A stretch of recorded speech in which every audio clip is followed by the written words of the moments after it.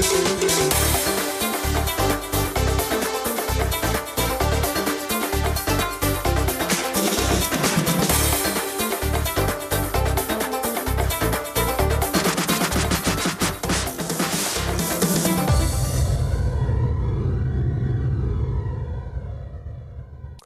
touchez à rien, vous êtes bien sur Dzer TV. Le vol Dzer Rio décolle dans quelques instants. On se retrouve après le sommaire. À 104 jours de leur match face à la Belgique, les hommes de Vaïd réussissent leur premier test match devant une vieille connaissance, la Slovénie. Les Diables Rouges préparent aussi leur mondial et le match face à l'Algérie. Dzer Rio était à Bruxelles la semaine dernière pour Belgique-Côte d'Ivoire. Reportage. Le nouveau roi des Belges, c'est le foot. Amin Tirman et Mohamed Meliani étaient dans le royaume pour mesurer la ferveur des supporters des Diables Rouges et ce qu'ils pensent de leur match face à l'Algérie. Le capitaine de l'équipe nationale, Majid Bougara, est en visite à Alger en tant qu'ambassadeur de l'UNICEF pour la protection des enfants. Rahim El Bour l'a rencontré. Interview magique. Avec l'écluse pour Méniri, il n'est pas signalé en position de hors-jeu. Après son coach, Jean-Michel Cavalli, c'est l'ancien défenseur des Verts, Mehdi Méniri, qui est l'invité de Dzer Rio ce soir. Attention, le décollage c'est tout de suite. Bonne émission. Madame, mademoiselle, monsieur, bonsoir. Heureux de vous retrouver pour un nouveau voyage, un nouveau vol et peut-être, pourquoi pas, un nouveau rêve pour vous, pour nous, avant ce rendez-vous exceptionnel qui est la Coupe du Monde de football au Brésil cet été en juin pour toutes les équipes et surtout le 17 juin, c'est la date du premier match de la sélection algérienne. Madame, monsieur, bonsoir.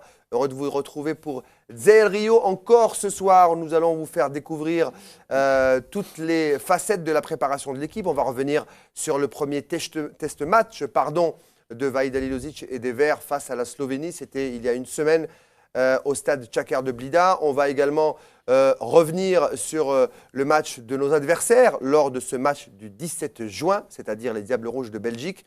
C'était à Bruxelles face à la Côte d'Ivoire. Nous également, nous jetterons un coup d'œil sur ce qu'a fait la Russie et la Corée du Sud, les adversaires des Verts dans ce groupe H, le dernier groupe, souvenez-vous, tiré lors de ce tirage au sort de la Coupe du Monde.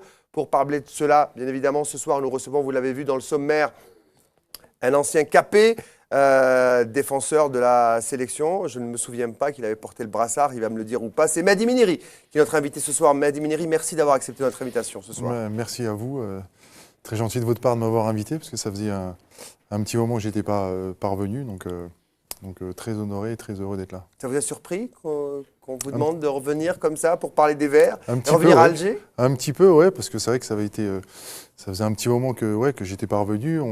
J'avais plus trop de nouvelles de la sélection. J'ai encore quelques contacts avec des joueurs actuels, mais surtout des anciens. Mais après, à côté de ça, non, c'était plus trop de contacts. Mais ouais, ça me fait, je suis très heureux d'être là. On va parler des nouveaux, mais on va aussi parler des anciens ce soir. En face de vous, le consultant de Dzer Rio, Nassar Bouich, meilleur goléador de l'histoire du championnat algérien, qui est le consultant de Dzer Rio. Merci d'être là, Nassar, ce soir. Bonsoir à notre invité aussi. Merci. Alors, juste à côté de vous, Rafik Habib, un habitué du voyage Dzer Rio, qui est directeur de la rédaction de compétition quotidien. Je vous rappelle, mesdames, messieurs, du football algérien, si vous voulez tout savoir sur le championnat, les coulisses des clubs et également la sélection et notamment une qui m'a surpris ce matin, les incontournables de Vaïd Halilović. C'est Rafik Habib qui est avec nous. Bonsoir. Rafik. Bonsoir, Riyad. En face de vous, lui, il sévit plutôt sur le web. C'est même, je ne sais pas si les chiffres le prouvent, mais c'est peut-être le numéro 1 du foot algérien sur le web. DZ Foot est là, représenté par son patron, Mehdi Dahak. Mehdi, bonsoir. Bonsoir, Riyad. Messieurs, alors, vous avez tous suivi ce premier test match de Vaïd. On l'attendait, cette sortie. On attendait les 11 de départ de Vaïd Halilović. Et finalement, cette équipe s'en est bien sortie face à une équipe, on va dire, un assez bon sparring partner. Oui, face à un assez bon sparring partner. Ce n'était pas non plus un top équipe européenne, mais c'était un bon sparring partner pour commencer. Et comme tu l'as dit, c'était un test match, justement. Il en a profité pour faire justement des essais. Il a essayé de nouveaux joueurs. Il a essayé aussi, en fait, face à une équipe, je sais pas, j'ai envie de dire, qui nous a laissé un petit peu jouer. Ça a permis peut-être à Vaïd de faire ses gammes, hein, à la faire.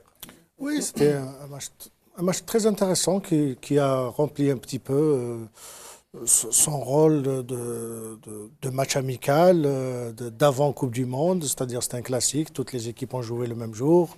Bon, ça nous a permis de revoir cette équipe sur peut-être un registre nouveau, c'est-à-dire face à une équipe européenne. Ça fait longtemps qu'on n'a pas joué contre une équipe européenne.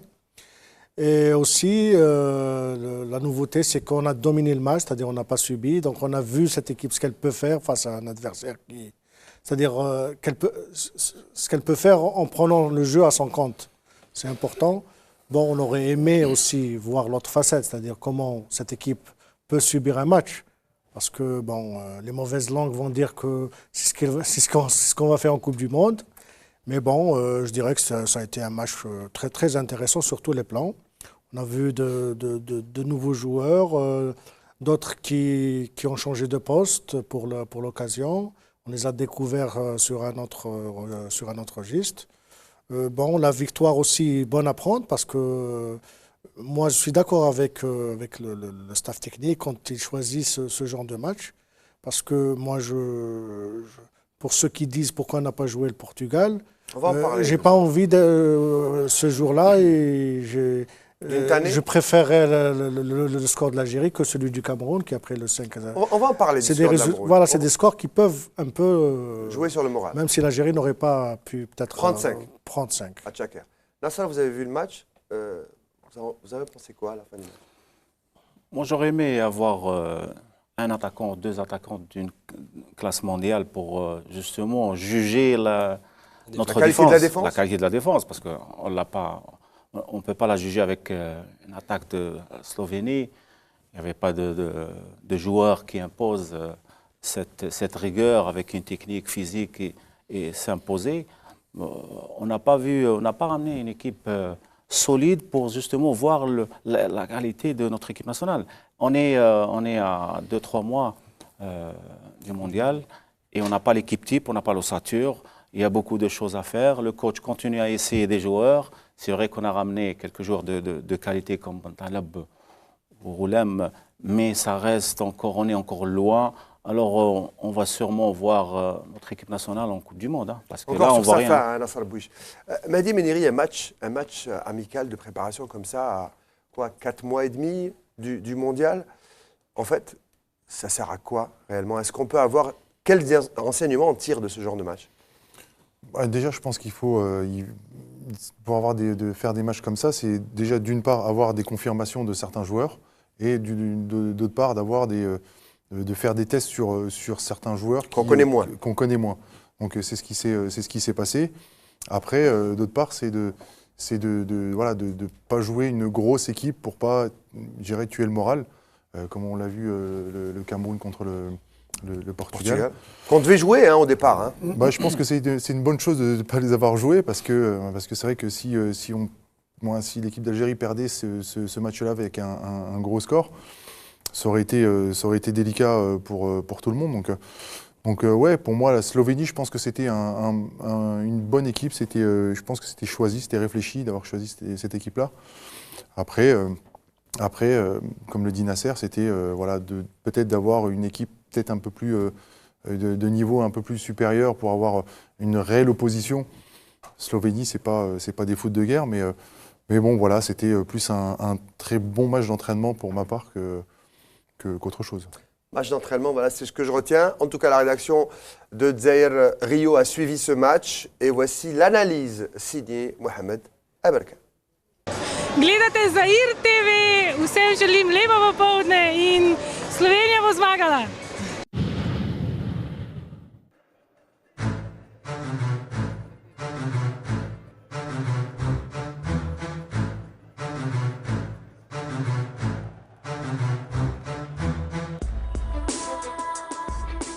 Pour le premier test de l'année 2014 face à la Slovénie, la sélection algérienne a renoué avec le style de jeu européen après s'être contentée depuis 3 ans de se mesurer seulement aux sélections africaines. Vahid Halilhodžić a donné à travers la prestation de son équipe 2 indications claires sur son futur plan de jeu en perspective du mondial. Discipline tactique, mais aussi possession de balle. Les coéquipiers du capitaine Bougara ont fait preuve d'une grande maturité dans le jeu. Les premiers essais se sont avérés positifs, notamment avec Bentaleb et Taider dans l'animation de jeu au milieu du terrain. 2 joueurs qui ont marqué beaucoup de points. Face à un dispositif slovène opaque et frileux, les Verts, avec un dispositif tactique en 2-5-1-2, ont privilégié la construction de jeu et la circulation du ballon. À une touche de balle, les Algériens multiplient les combinaisons et deviennent rapidement maîtres du jeu. Au fil des minutes, la mayonnaise a pris, surtout avec l'abattage de Taider et Bentaleb omniprésents au milieu du terrain et auteur de bons ballons. Grâce à leur aisance technique, ces 2 animateurs ont carrément privé la Slovénie de jeu, ce qui a engendré un net ascendant des Algériens. Dès la 4e minute de jeu, les Verts parviennent à créer le danger par l'intermédiaire de Taider et Djabou en 2 temps. Mais le gardien slovène s'interpose. Conscient du danger, l'entraîneur Katanek ne change pas pour autant son dispositif et préfère attendre les Algériens.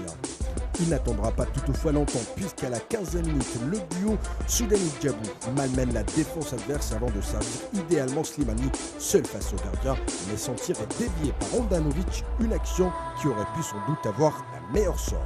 L'Algérie continue sa pression et domine son vis-à-vis, mais sans parvenir à mettre de nouveau en difficulté la muraille slovène. Et dans un moment d'inattention, la Slovénie récupère un ballon au milieu de terrain avant de lancer son attaquant Kirin, qui se trouve curieusement face à face avec Zemamouche à 50 mètres des bois. Il est pourchassé par Bougara, auteur d'un tacle intelligent et osé dans sa surface, et lui chip vigoureusement le ballon du pied. Dans les toutes dernières secondes des arrêts de jeu de la première mi-temps, le Bourou Djabou frappe une nouvelle fois et obtient un coup franc intéressant aux abords de la surface slovène. Après avoir débordé côté gauche, Breko le déséquilibre, l'arbitre le sanctionne pour tirage de maillot. Taider s'en charge de déposer merveilleusement le ballon sur la tête de Hilal Soudani. L'attaquant du Dynamo Zagreb trouve le cadre d'Handanović battu. Sur ce coup, ce n'est que justice rendue pour les Algériens pour leur générosité tout au long des 45 premières minutes. En seconde période, les Algériens poursuivent leur domination et réussissent à doubler la mise par Taider, passeur puis buteur l'Interiste, bien servi par Djabou, après avoir malmené toute une défense du côté gauche. Juste avant, Bentaleb régale d'une feinte du pied gauche puis frappe du pied droit qui passe juste à côté. Une seconde réalisation qui aura eu pour effet de tuer le match puisque les Slovènes finissent par abdiquer. Les différents remplacements opérés par Halilhodžić et Katanek auront pour effet de faire baisser sensiblement le niveau de jeu. À l'heure de jeu, les Slovènes ont enfin leur première action suite à un joli travail de Walter Pirsa dans le centre et cependant mal exploité par Matav. Pour la première fois du match, Zemamouche se met en évidence et dévie, mais l'arbitre siffle un hors-jeu. Les ultimes minutes virent un test grandeur nature pour l'Algérie. Et Vahid Halilhodžić lance ses remplaçants pour leur permettre de grappiller quelques minutes des joueurs tels que Farhat, Lassane Djabour, Yibda et encore Kadir fouleront à tour de rôle la pelouse de Moustapha Chaker. Les Slovènes reviennent à la charge à la 89e minute, mais la frappe de Milek ricoche sur le poteau. Une dernière action pour la route et l'Algérie, qui remporte une victoire méritée. Les statistiques plaident en faveur du franco-bosniaque. Lors des 20 derniers matchs joués, l'Algérie en a gagné 12, enregistré 3 matchs nuls et a concédé 5 défaites. Une victoire bonne pour le moral. En attendant, l'Arménie et la Roumanie le 31 mai et le 4 juin à Genève. Cette victoire a permis à Halilhodžić d'effectuer une revue d'effectifs exhaustive, sans doute truffée d'enseignements en perspective de la liste des 23 pour le mondial.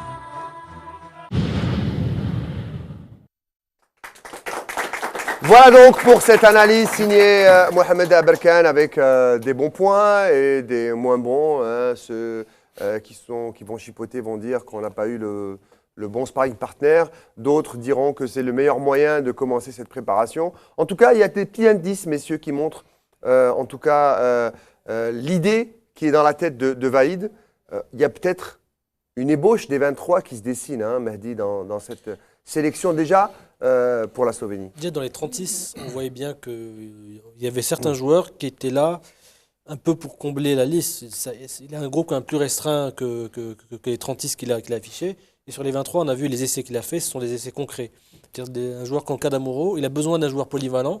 Il a testé dans un poste de défenseur central où il a fait un essai, mais Kadamo, c'est un joueur concluant pour vous, avant de poser la question à Mehdi Méniri. Kadamo, ça a été l'une des surprises justement parce qu'une aisance technique pour sortir le ballon, que n'ont pas forcément Belkalem ou Halish.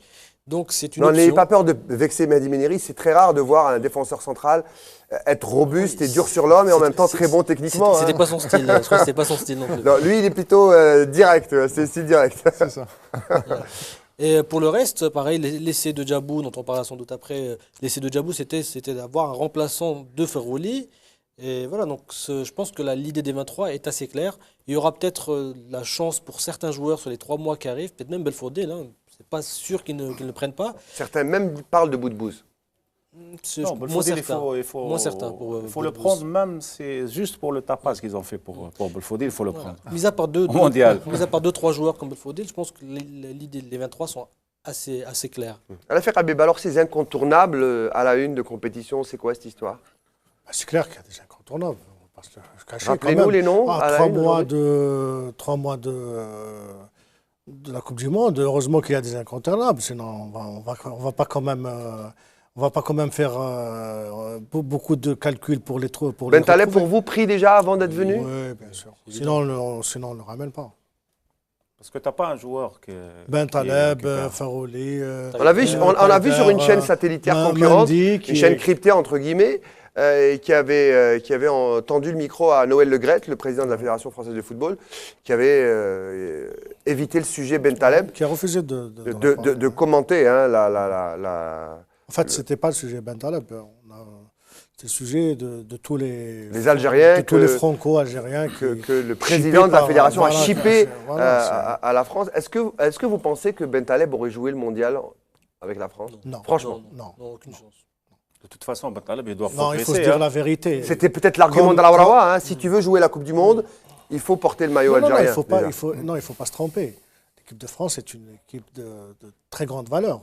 C'est une très belle équipe. Il y a de très grands joueurs qui jouent en équipe de France. Il ne faut pas avoir peur de le dire. Et un joueur comme Bentaleb n'a pas sa place dans cette équipe. Mehdi a dit dans l'avenir. Voilà, il n'a que 19 ans, le type. Aujourd'hui, je ne pense pas qu'il ait la place. Pas aujourd'hui. Matuidi, Cabaye, c'est. Pogba. Aujourd'hui, Pogba, c'est intouchable. Donc, il y a quand même Capou, il lui a pris sa place quand même un peu à Tottenham, qui jouait quand même. Donc je pense qu'il a des chances, c'était pas tout de suite. Mais Bentaleb, pas pour le prendre tout de suite. Il doit d'abord progresser, il doit d'abord gagner sa place en équipe nationale, c'est pas gagné. C'est un joueur de qualité, c'est vrai. Exactement. Mais on va voir à l'avenir, s'il va travailler, il va progresser. Même dans son club. Oui. Il faut dire qu'il a profité d'une... de toute façon, ça commence toujours comme ça pour tous les joueurs. Il faut confirmer. Voilà. Maintenant, il faut confirmer. Bien sûr, il joue dans une grosse cylindrie qui a mis beaucoup d'argent cette année, avec première mi-temps ratée. Maintenant, il se rattrape avec un autre entraîneur qui a donné sa chance à Bentaleb, entre autres. Qui a remis dans le bain Je pense qu'on en a beaucoup parlé. C'est un joueur qui... Il est sorti comme ça, au mois de décembre. Le président de la fédération a sauté dessus, il l'a pris. C'est une bonne prise. C'est une prise de gain. En quelque sorte, l'équipe de France, c'est du passé. Même le joueur, je pense qu'il avait fait l'option de prendre l'équipe d'Algérie. Et surtout, il profite du profil. On n'a pas un profil de joueur comme ça. Nous, il nous manquait ce joueur-là. Et maintenant, on a beaucoup parlé. Il faut le laisser tranquille. On va voir à l'avenir ce que ça va donner. Parce qu'il ne faut pas non plus trop spéculer sur le joueur. Il n'a que 19 ans. 19 ans, 1m87, voilà pour les chiffres. Nous, on ne va pas le laisser tranquille. Mehdi Dahak, on l'a suivi. Mohamed Aberkan, justement, a suivi un peu le match de Bentaleb et également de l'autre homme du match. Il faut le dire, c'est le joueur du club africain. C'est. Comment on l'appelle? Moumoun déjà? Ou Mouche? Comment on l'appelle? Abdelmoumen Djabou. Les deux hommes de cette Algérie-Slovénie. Nabil Bentaleb sorti directement de la boîte à idées de Tim Sherwood, l'entraîneur de Tottenham. Le 22 décembre restera jamais gravé dans la tête du membre de White Hart Lane qui fait sa première apparition avec les professionnels sur la pelouse de Southampton. L'ère de Villas-Boas révolue. Le départ du Portugais mi-décembre et surtout son remplacement par Tim Sherwood a été un véritable coup d'accélérateur pour la carrière du jeune milieu de terrain propulsé du jour au lendemain, titulaire dans l'autre jeu des Spurs par son ancien coach. Un véritable conte de fées pour le franco-algérien qui vient tout juste d'honorer sa première sélection avec l'Algérie. C'était face à la Slovénie, car peu aurait misé sur une telle explosion, lui qui avait échoué après des échecs successifs au LOSC et à Mouscron. Le natif de Lille frappe dans les yeux de l'autre Lillois, Vaida Leozic. Pour sa première titularisation chez les Verts, Bentaleb a donné le mal de mer aux défenseurs slovènes.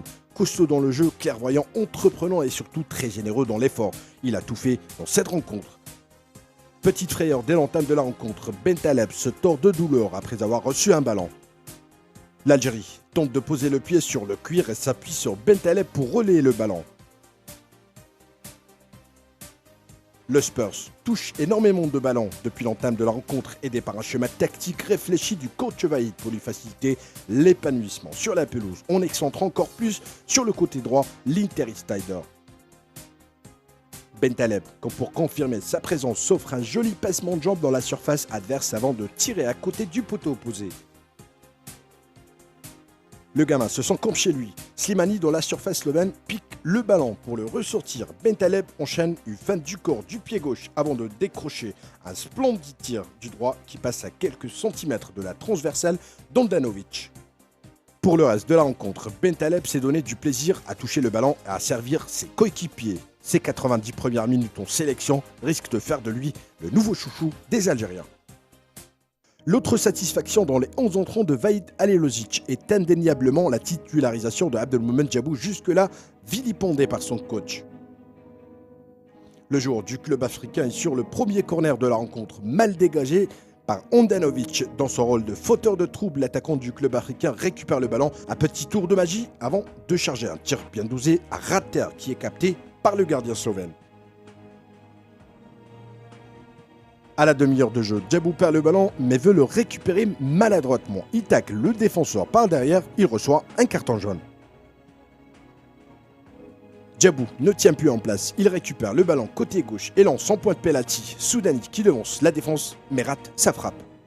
Le joueur du club africain sera partie prenante dans le premier but de la soirée. Il déborde côté gauche, Brekou lui tire le maillot, l'arbitre siffle le coup franc. Et c'est d'ailleurs ce coup franc bien botté par Taider qui sera traduit en but par Soudani. Passeur sur le premier but, passeur sur le deuxième but. Abdelmomen Djabou fait des misères à la défense slovène du côté gauche. Centre à ras de terre sur Taider qui était le premier sur le ballon. Un poteau entrant, Handanovic est battu. Critiqué pour son état physique, Djabou a finalement tenu 1 heure de jeu avant d'être remplacé par Farhad.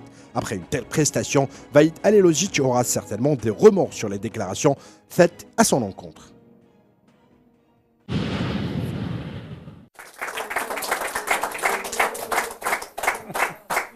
Voilà, il y a quelques inconditionnels de Bentaleb dans le public. On l'a vu ce sujet, c'est peut-être les deux joueurs qui se sont démarqués, mais pas seulement, messieurs. Il y a beaucoup de choses qu'on peut retenir de ce match, notamment, on l'a dit tout à l'heure, Mehdi, cette charnière centrale inédite, notamment celle de Kadamuro, qui a joué en doublure d'abord avec le capitaine Bouguera et ensuite avec Halilhodžić qui revient à la compétition. Mehdi Méniri, dans ce poste que vous avez tenu, d'abord, est-ce que c'est un poste individuel ou c'est vraiment une paire qui coulisse? C'est vraiment une paire qui doit s'entendre parfaitement pour que ça marche? Non, pour moi, c'est un vrai duo. Il faut vraiment bien s'entendre avec son partenaire parce que c'est quand même un poste sur le terrain qui est très important. On est le dernier rempart avant le gardien de but. Donc ouais, je pense qu'il y a vraiment... on doit y avoir une grosse complicité entre les deux centraux. Je me rappelle à l'époque où j'étais je jouais en défense centrale avec Majid Bouguera. On partageait notre chambre en déplacement parce qu'on avait vraiment un lien tous les deux. Je l'ai fait avec Antar et Yaya aussi. Donc, ça parle beaucoup dans la chambre avant les matchs et tout? Bien sûr, on essaye de préparer à toute éventualité. De se dire, ben voilà, si moi je sors, c'est toi qui me couvres. Et puis, mais c'est vraiment c'est un vrai duo. Il faut vraiment avoir une bonne entente entre la charnière centrale. Ce que vous dites veut dire que c'est un vrai casse-tête pour Vaïd de trouver cette paire avant justement la date fatidique? Je pense qu'elle doit se faire naturellement. Il doit la voir, il doit la sentir, il doit le voir déjà, il doit savoir qui va mettre en place. Je pense qu'il doit faire des essais parce qu'il faut être prêt à toutes les éventualités, c'est-à-dire une blessure. On n'est jamais à l'abri d'une blessure avant le mondial. S'il prévoit une charnière centrale et au final, il y a un des deux qui se blesse, voire les deux, donc il est obligé de faire des essais, mais je pense qu'il doit avoir son idée en tête. Mais un duo on n'a pas besoin de le former, il se fait naturellement. C'est quoi? Il faut être en forme, il faut être le patron, il faut parler, il faut sentir les choses. Un gars comme Majid Bouguera, par exemple, qu'on va voir tout à l'heure dans une très belle interview réalisée par Rahim Lebour, est-ce que un gars comme Majid Bouguera est d'abord le patron d'une défense et ensuite le patron d'une équipe? Parce que c'est ce qu'il est maintenant. Je pense que déjà, à la base, c'est le grand frère. À la base, c'est le grand frère. Après, c'est le patron, oui, bien sûr, parce que c'est le plus ancien. Il a vécu toutes les générations. Moi, je l'ai connu au tout début. Il est encore là aujourd'hui. Je crois que ça doit être l'un des seuls de la première génération. Donc, ouais, Majid, c'est quelqu'un, c'est un patron sur le terrain, c'est un grand frère dans la vie. Donc moi, aujourd'hui, c'est avec Karim Ziani, c'est l'un des seuls joueurs avec qui je suis encore en contact. Donc pour moi, c'est un vrai ami. Ah, je me retourne vers vous, messieurs. C'est juste pour l'anecdote. Moi, je me souviens d'une Coupe d'Afrique où les deux défenseurs de la charnière centrale ne se parlaient pas. C'est-à-dire ils étaient en bisbille entre eux, c'est-à-dire en dehors du on match. veut des noms, l'affaire Habib. Quand même pas assez du passé, donc il ne faut pas... Mais bon, je suis tout à fait... il a tout à fait raison de dire ça, Mehdi. C'est franchement c'est très important dans une équipe. Avoir sa paire centrale, c'est-à-dire parfaite, c'est déjà, je sais pas, je peux dire 30% de l'équipe. Parce que tu construis autour de ça. Alors si en plus l'un des deux est le patron de l'équipe, c'est-à-dire le capitaine et le plus ancien, c'est encore mieux. Parce que c'est un poste névralgique dans une équipe et dans un match. Tout part de là en réalité. C'est le seul endroit sur le terrain, quelque part, où deux joueurs sont aussi proches. Constamment. Exactement. Constamment. Donc voilà. S'il n'y a pas une complicité entre ces deux joueurs... En fait, on connaît tous le foot, mais vous venez de dire une évidence dont on ne se rend pas compte souvent. Mais c'est vrai qu'il n'y a pas de duo dans une équipe de foot. Non. Le seul duo, c'est la charnière centrale. Tu vas voir aussi les latéraux. Parce que quand le libéro couvre, des fois il couvre l'arrière droit ou l'arrière gauche ou le stopper. Il y a tout... ce qu'on appelle premier rideau, deuxième rideau. Donc on doit s'entendre, qui part, qui reste en arrière, etc. Il faut s'entendre sur les corners, sur les balles arrêtées, sur la relance, etc. C'est vraiment un sujet épineux. Et là, Vaïd a essayé plusieurs formules en réalité, Mehdi. Oui, il a longtemps associé Belkalem avec Bouguera. Mais j'ai une question justement pour Méniri. Sur quoi se base la complémentarité d'un duo justement? Est-ce qu'on a si on a deux joueurs, deux stoppers de même type, est-ce qu'on peut jouer comme ça ou est-ce qu'il faut une complémentarité entre les deux joueurs? Non, après ça dépend ce que l'entraîneur a en tête. C'est des fois on peut avoir deux profils exactement les mêmes, mais en général on essaie d'avoir quelqu'un d'un peu plus rapide pour compenser l'autre, un qui va plus au duel, un qui va plus à l'impact. Donc je pense que Majid est le joueur qui va le plus au contact. Donc bon, après peut-être avec l'âge il va prendre un petit peu de recul et peut-être qu'il arrive à voir des choses que les autres joueurs n'arrivent pas à voir de son expérience.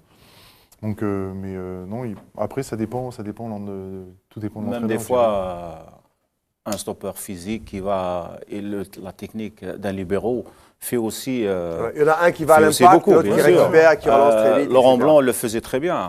Il sortait avec le ballon, il trouvait des solutions. Juste. Là, Bentaleb peut être le relais entre la récupération défensive vers l'attaque. C'est ça ce qui est important. Analyse, messieurs. Maintenant, on va écouter justement votre ancien partenaire en défense centrale, Majid Bouguera, et également le nouveau latéral du Napoli, Fawzi Roulem, et également...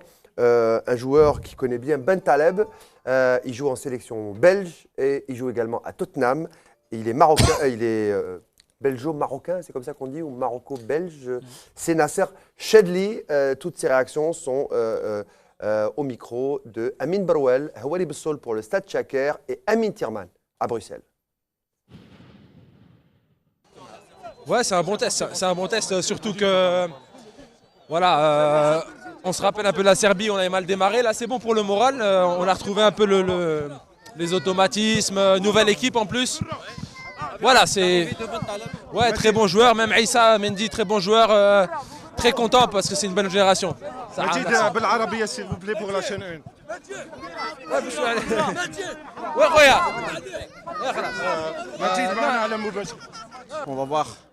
On va voir les autres matchs qu'on va préparer au mois de mai, Inch'Allah. Mais pour l'instant, on est bien parti parce qu'avec cette victoire, ça nous donne un peu de confiance. Et c'est vrai que dans le jeu, aujourd'hui, on méritait cette victoire largement. Dernier match face au public, c'est vrai qu'on avait à cœur de représenter une dernière fois notre pays ici en Algérie. Et on l'a bien fait avec une victoire 2-0 face à une équipe qu'on avait eu du mal à gagner au Mondial en 2010.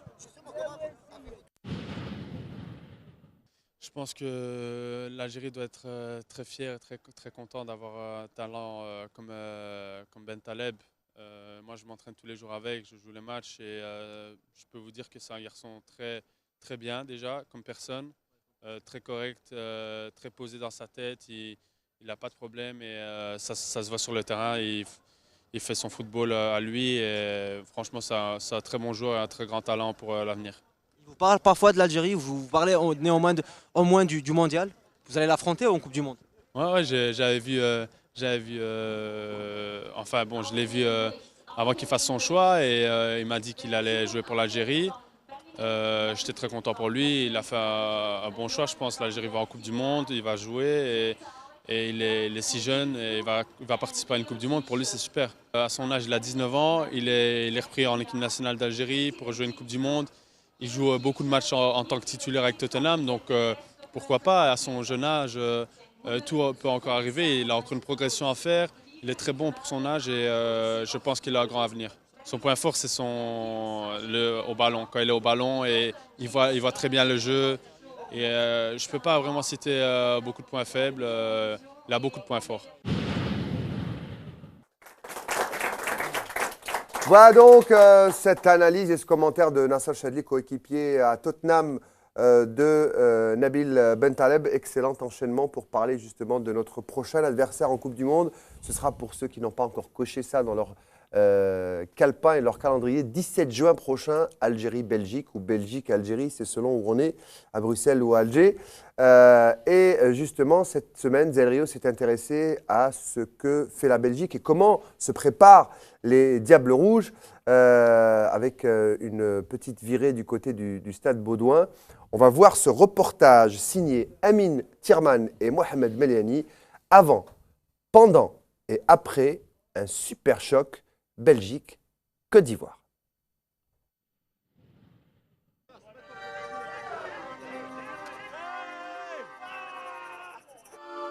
C'est la ferveur des supporters de l'équipe de la Belgique quelques minutes avant le début du match amical face à la Côte d'Ivoire.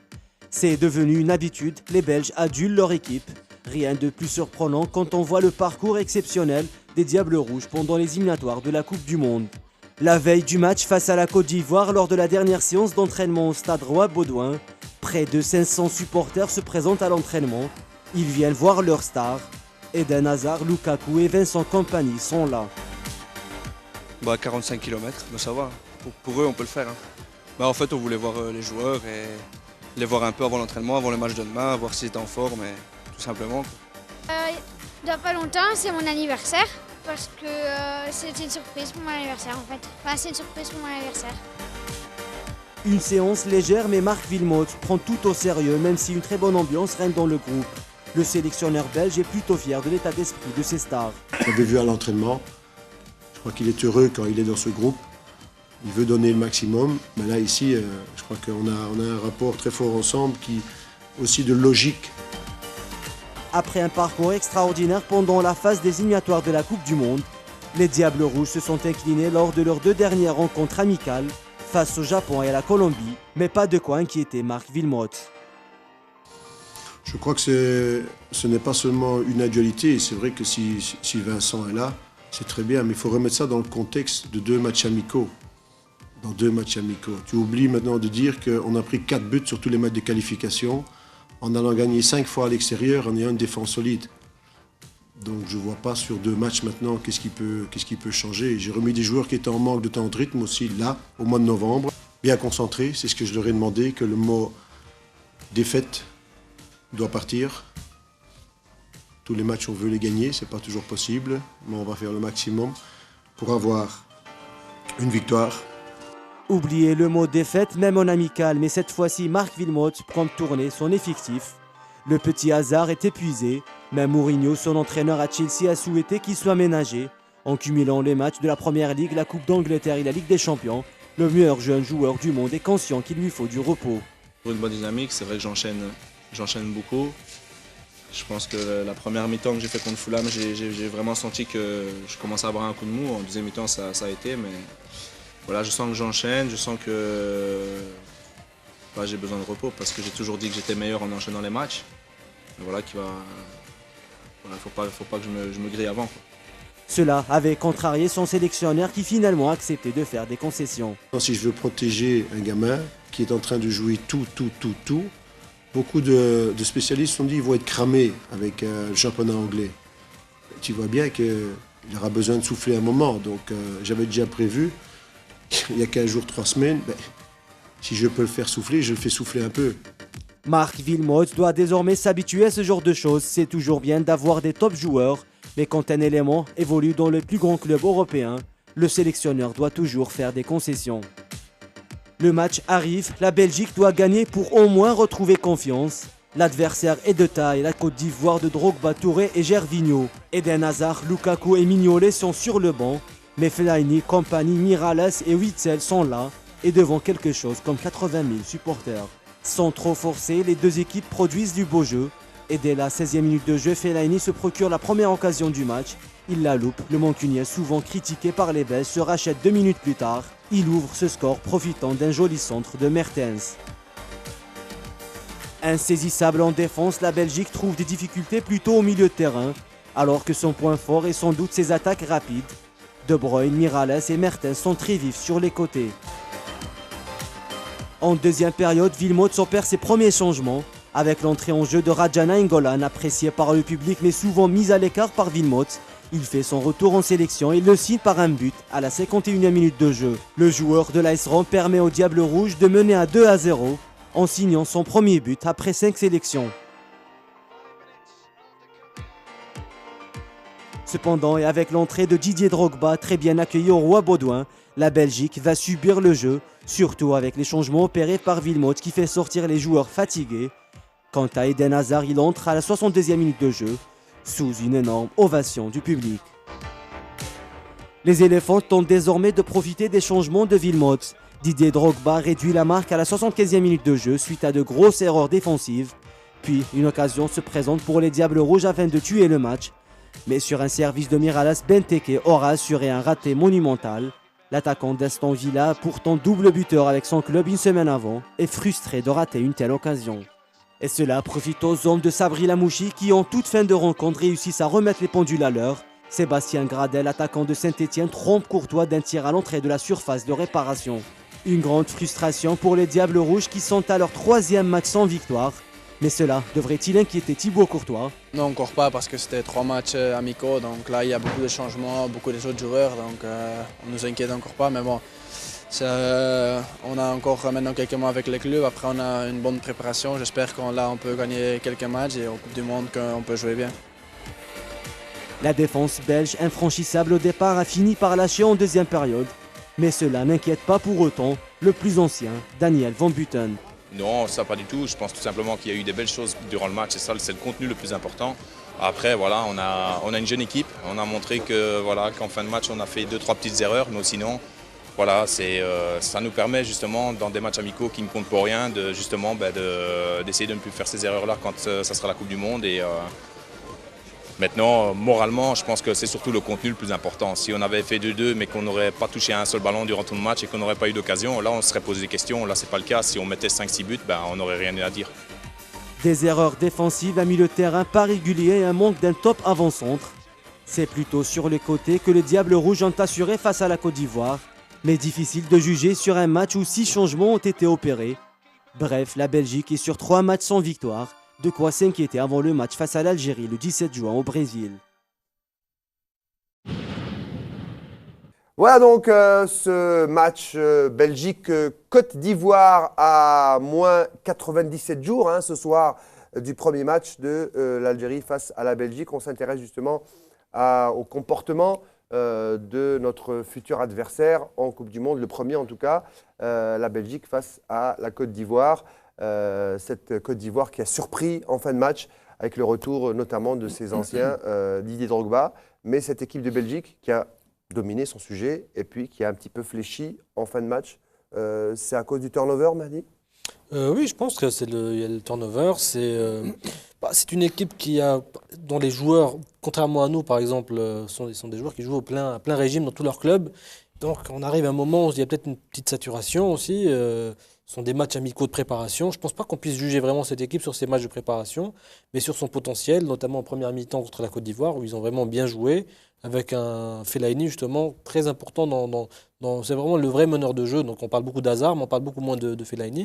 Et je pense qu'en deuxième mi-temps, oui, c'est les changements qui ont... Mais surtout parce que c'est une équipe qui a l'ossature. L'entraîneur, il n'est pas inquiet pour ça. En plus, les joueurs jouent dans leur club. Alors, il y a cette fraîcheur physique, il fait un petit peu tourner cet effectif, mais il a son ossature pour justement préparer bien le mondial. C'est ce qui n'est pas le cas dans l'Algérie. L'affaire, je voulais vous poser une question. Le 2-2 de la Belgique est plus réconfortant pour Wilmotte que le 2-0 de Vaïd? Non. Pas aller jusqu'à dire ça, non. Bon, moi, je vous pose la question. Non, le 2-2. Bon, Wilmotte, c'est un sélectionneur, c'est un technicien. Il fait son analyse de technicien. C'est-à-dire, lui, il a fait tout ce qu'il voulait savoir sur son équipe. Il a fait ses essais. Il a revu certains joueurs. Il est content pour certains compartiments. Bon, il est content en tant que technicien. Maintenant, pour lui, le résultat importe peu. D'ailleurs, c'est ce qu'il a essayé d'expliquer avec ses mots. Et aussi, Van Buiten l'a expliqué à la fin du match, et on a vu. C'est-à-dire, il a dit, le problème, il y aurait eu problème si on ne s'est pas créé d'occasion. Alors qu'il y avait d'occasions. Il y avait beaucoup d'occasions. La réussite n'était pas là. Voilà, la réussite n'a pas suivi. Et encore, à 2-0, c'était un petit peu l'équipe type qui menait 2-0. Après, avec les 6 changements, il y a eu l'égalisation et les 2 buts ivoiriens. La presse belge, comme toutes les presses du monde, ne voit pas les choses de la même manière. Donc, il y a eu des critiques après ce match, même s'il y a eu, bien sûr... La presse, c'est comme les supporters, elle n'aime pas perdre. Hein. C'est pas une question... Non, c'est pas le résultat qui est importé. La presse parce que, bon, il faut se mettre aussi dans le contexte de la Belgique. C'est pas la même chose pour l'Algérie. Nous, on a de petites ambitions. La Belgique n'a pas cette équipe depuis des années. Elle a de grandes ambitions. Quand ils font 2-2 contre la Belgique, ils font l'analyse, pas par rapport au premier tour. Ils font l'analyse par rapport aux quarts de finale, demi-finale. D'ailleurs, qu'est-ce qu'ils disent, grosso modo? Ils se rendent compte, ou alors c'est une vérité qui se cache, qu'ils n'ont pas un grand attaquant d'envergure internationale, c'est-à-dire peut-être pas Drogba. J'allais dire, ils n'ont pas le Drogba. Ils n'ont pas le tueur, ils n'ont pas le Drogba, ils n'ont pas le Suarez, ils n'ont pas même le Benzema, etc. Ça, ils l'ont relevé. C'est-à-dire Benteke ne fait pas unanimité. Lukaku, on lui reproche un peu sa nonchalance et son manque d'expérience, etc. Ils ont relevé aussi les faiblesses de la défense. Les 9 buts encaissés lors des 5 derniers matchs. La charnière centrale, bon, à part le Compagnie qui va jouer tous les matchs de la Belgique jusqu'à, j'allais dire, la fin des temps. C'est le capitaine. Hein. C'est une équipe faible. Alors. Donc, il y a le retour de Van Buiten qui a été une satisfaction, et pour Wilmotte, c'est un petit peu pour la presse, pour séparer, parce qu'il faut toujours l'analyse du technicien et l'analyse des supporters et des journalistes. Ce sont surtout 3 matchs sans victoire, c'est surtout ça que... Voilà, il y a les 3 matchs sans victoire qui a été relevé aussi. Tout ça, c'est des inquiétudes, mais c'est d'autres inquiétudes. Voilà, bon, chacun a ses inquiétudes. Nous, on a des inquiétudes parce qu'on n'arrive pas à savoir qu'est-ce qu'on aura comme ambition. Est-ce que c'est le premier tour, ou faire bonne figure, ou faire mieux que 2010, comme c'était 2010, on avait fait quelque chose. Et les autres, ils sont sur une autre planète, je dirais. Donc la question, c'est faut-il se fier justement à ces incertitudes et ces questionnements de la presse belge et se gargariser de ces mauvais résultats. Hazard n'a joué que 20 minutes. Voilà. Ou il faudrait se dire que la Belgique nous sortira un gros match lors de son entame de Coupe du Monde. On a vu, Mehdi Méniri, un énorme retour de la Côte d'Ivoire, notamment un phénomène africain, un phénomène mondial, qui est Didier Drogba, que vous connaissez bien. Ouais, je pense qu'à un moment donné, il était un peu mis à l'écart. On pensait que c'était terminé pour lui. Il lâche rien. Hein. Finalement, il est revenu, je dirais, au bon moment. Et puis, la Côte d'Ivoire fait des Coupes du Monde tous les 4 ans. Donc, je pense qu'il s'était fixé cet objectif-là de faire cette dernière Coupe du Monde au Brésil, pays du football. Donc ouais, c'était vraiment un pari pour lui. Il s'en donne les moyens, il fait beaucoup d'efforts. Donc je pense que ça va être une belle récompense pour lui pour terminer toutes les sélections qu'il a fait. Il a gagné une Champions League européenne. Il a largement contribué. Il l'a gagné, voilà. Il l'a fait gagner à son club, Avec Chelsea. Et puis là, il veut vivre un énorme moment pour lui, pour le continent aussi, hein, parce que le Cameroun a fait vivre également les plus belles époques de la Coupe du Monde. Le Ghana qui a failli passer face à l'Uruguay en demi-finale est rentré dans l'histoire. Et Didier Drogba veut encore... Les deux attaquants, ils ont fait l'effort, Eto'o et Drogba, de revenir pour jouer la Coupe du Monde. Histoire, messieurs. Alors, Rafik l'a dit tout à l'heure, si les Belges se préparent, leur peuple, lui, veut une énorme Coupe du Monde parce qu'il sait qu'il a une grande équipe. C'est peut-être cette équipe ou jamais. Amin Thierman, notre journaliste qui s'est déplacé à Bruxelles avec notre caméraman Mohamed Meliani, dit Chouka, parce qu'on ne le signe pas, qui ont donc suivi les supporters de cette équipe des Diables Rouges, la publicité, et on va suivre tout de suite cette carte postale à Bruxelles. Pub.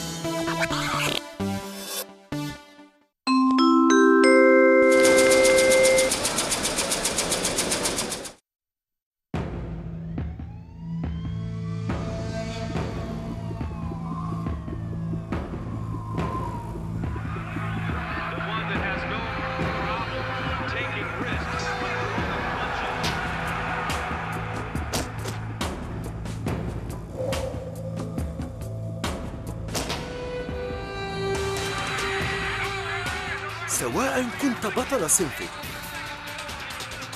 أو متراهنا جريئا فإنك تتعرق وتفقد الماء. أزرو يوفر لك الماء والأملاح المعدنية لإعادة التميز لجسمك بصورة فعالة. أزرو مشروب للجهد. أزرو في ثوب الأبطال.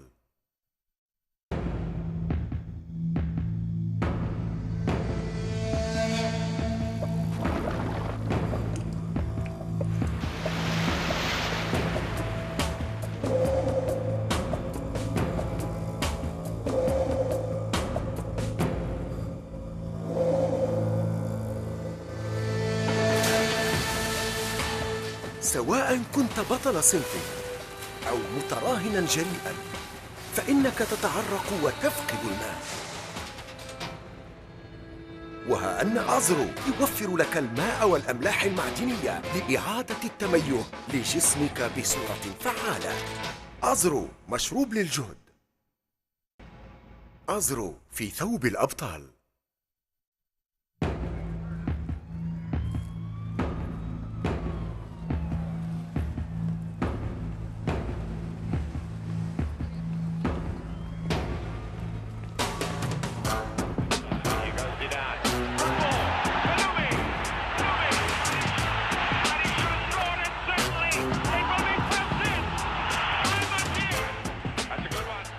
سواء كنت بطل صنفك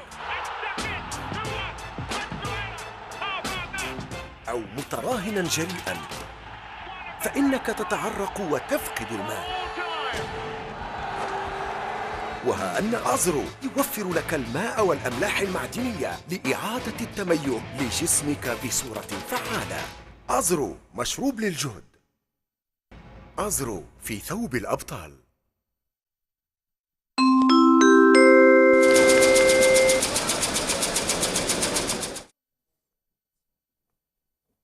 Vous êtes sur Del Rio, direction Bruxelles. Reportage signé Amin Tirman et Mohamed Meliani.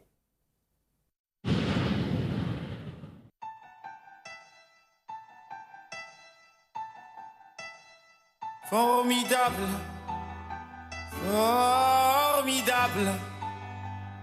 Tu étais formidable, j'étais formidable. Nous étions formidables. Formidable. Tu étais formidable, j'étais formidable. Nous étions formidables. La Belgique, ce pays n'est finalement pas connu que par ses moules frites, ses chocolats, ses blagues ou le mannequin peace. Avant, c'était Jacques Brel, mais aujourd'hui, c'est au tour d'un autre chanteur de faire connaître son pays à travers la musique, à savoir Stromae. Mais en plus de la musique, une équipe de football est en train de faire rêver tout un peuple belge. Les Diables Rouges, de Hazard, Compagnie, Courtois et Witzel, une équipe dont tout le monde parle depuis les éliminatoires de la Coupe du Monde 2014. Grâce à son parcours atypique, les Belges font désormais partie des grands d'Europe. Une ferveur et un engouement très particulier envahissent Bruxelles depuis plusieurs mois. Jamais, en effet, le pays n'a connu une telle passion pour le football. La preuve, rien qu'à l'entraînement, 500 supporters se présentent pour voir leurs idoles. Des stars mondiales qui font les beaux jours des plus grands clubs européens comme Chelsea, Manchester City, Liverpool ou le Napoli. Désormais, voir ces joueurs devient un rêve, notamment chez les enfants. J'ai supporté l'équipe de la Belgique pour leur match de demain contre la Côte d'Ivoire. Ça te fait quoi d'être tout près des joueurs là? Ça te fait quoi d'être tout près des stars? Un joueur qui joue à Chelsea, là tu es tout près, tu es à 50 mètres de lui. Ça te fait quoi?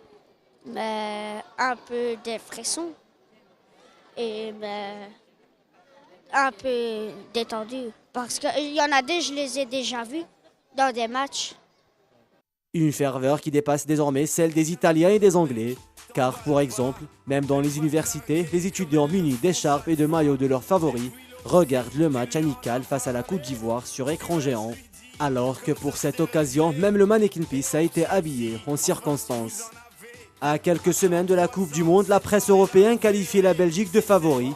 Mais ce n'est pas le même son de cloche chez le sélectionneur et les joueurs qui préfèrent ne pas trop rêver et garder les pieds sur terre.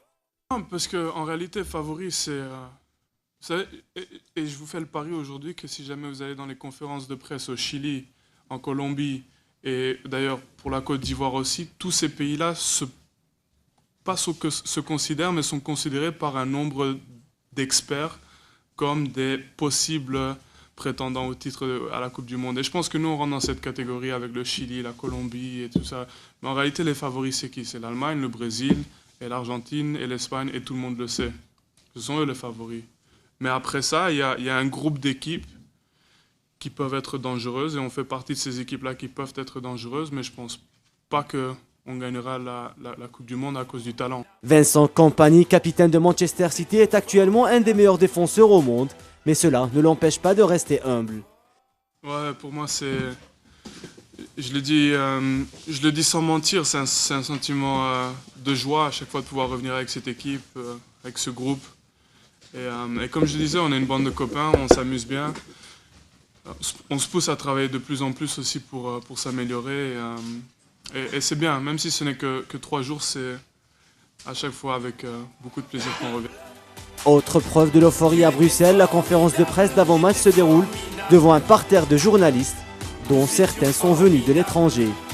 Pour mieux connaître cette équipe belge, nous sommes partis à la rencontre d'une ancienne star des Diables Rouges, Mbo Mpenza, 2 fois mondialiste.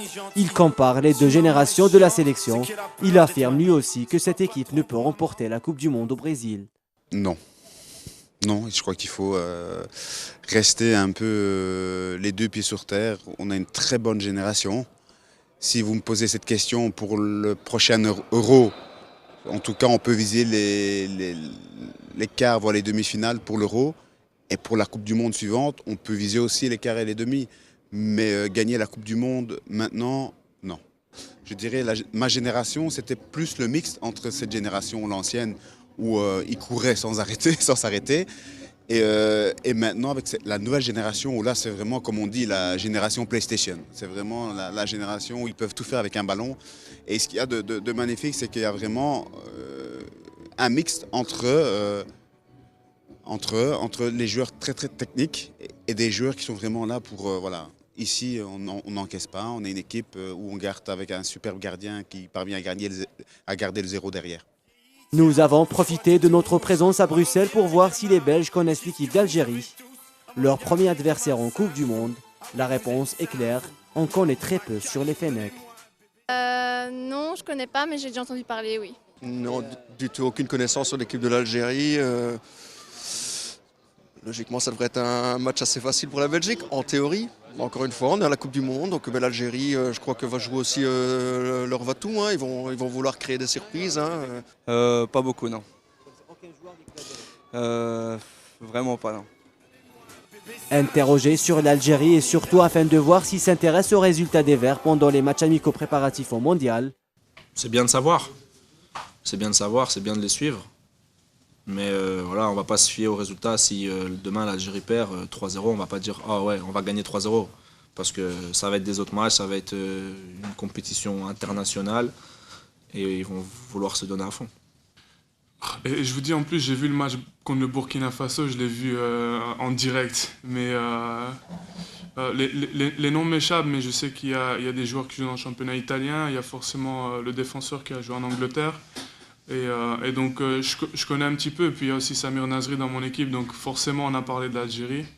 Donc je connais l'équipe, mais vous m'excuserez pour les noms, j'ai malheureusement mauvaise mémoire. Oui, l'Algérie je connais parce que j'ai joué en France et qu'il y en a beaucoup qui jouent pour l'Algérie. Donc la plupart que je connais sont petits, techniques. Donc voilà, c'est une belle équipe. Ce sera un bon match à jouer. C'est des nations qu'on n'a pas l'habitude de jouer dans les matchs amicaux et tout. Donc voilà, ce sera une nouvelle aventure pour nous et on verra ce qui se passera. Ceux qui évoluent dans le championnat d'Espagne semblent avoir une meilleure idée, surtout que Ferrouli est un joueur important à Valence. Thibaut Courtois, le gardien de but de l'Atlético Madrid, le confirme. On sait que l'Algérie c'est une bonne équipe. Je connais Ferrouli de Valence, c'est un très bon joueur. Donc c'est une équipe qui va être forte sur la Coupe du Monde, donc on doit être bien préparé. Une équipe jeune qui n'a pas assez d'expérience dans les grands tournois. Tel est le souci des Belges. Lors de leur dernier match amical face à la Côte d'Ivoire, l'équipe a montré des faiblesses, même si le contexte est différent. Surtout que Wilmots a remanié son effectif. Mais l'Ivoirien Gervinho, l'attaquant redoutable de l'AS Rome, affirme que la Belgique est une équipe à battre. Il lance un message aux Algériens. C'est une équipe à prendre au sérieux parce qu'ils ont des bons joueurs, des très bons joueurs. Ils peuvent gagner, tout est possible. La Coupe du Monde, c'est une compétition. Toutes les équipes ont une chance de pouvoir faire quelque chose. Donc voilà, il n'y a pas à sous-estimer une équipe. La Belgique peut gagner, l'Algérie peut gagner, comme ils peuvent avoir imaginé. 3 matchs amicaux sans victoire, dont 7 buts encaissés. Les supporters s'inquiètent désormais, contrairement aux joueurs et aux sélectionneurs qui tentent d'apaiser la tension. À quelques semaines du mondial brésilien, c'est tout un peuple belge qui rêve d'un parcours de héros. Une équipe qui joue avec folie et grande détermination. La Belgique de Jacques Brel et Stromae veut voir plus grand, s'inscrire dans l'histoire du football mondial, mais pour cela, les Diables Rouges doivent faire vivre l'enfer à leurs adversaires, sinon...